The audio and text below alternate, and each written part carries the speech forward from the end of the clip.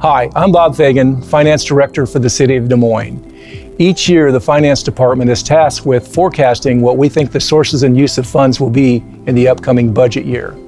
As part of this process, we're going to go through about 5 or 6 slides to give you a flavor of what we bring forward to the Council so they can make informed decisions.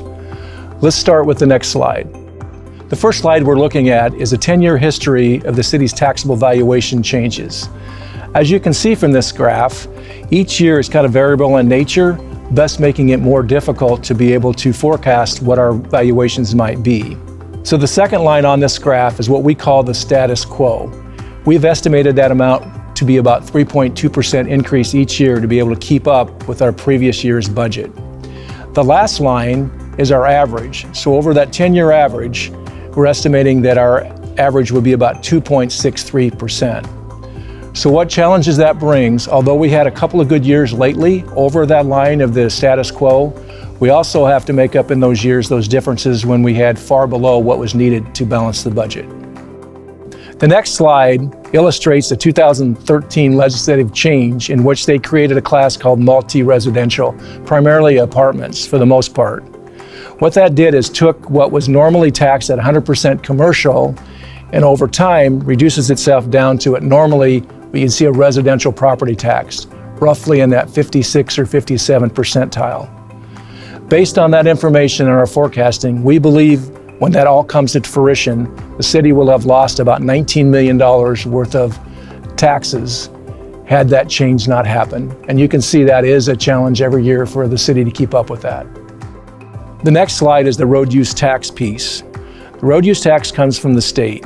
They calculate the amount cities get based on their size and based on the fuel consumption. There may be a few other items in that as well. That tax can be used for street maintenance or snow and ice control or things like that. Also, because fuel consumption makes up what we get for road use tax, there's a lot more fuel efficiency cars out there that have caused some of that to slow down that as well. The challenge is because we have a flat line of what we're thinking our revenues will be in the future, that our expenditures are continuing going to go up. It does add another challenge to the council as they work through the budget. The next slide is the franchise fee. That's a 5% fee that's added to your gas and electric bills. Primarily that fee can be used for things like public safety, for reconstruction or repairing equipment, for public utilities, street lighting fixtures, or things of that nature.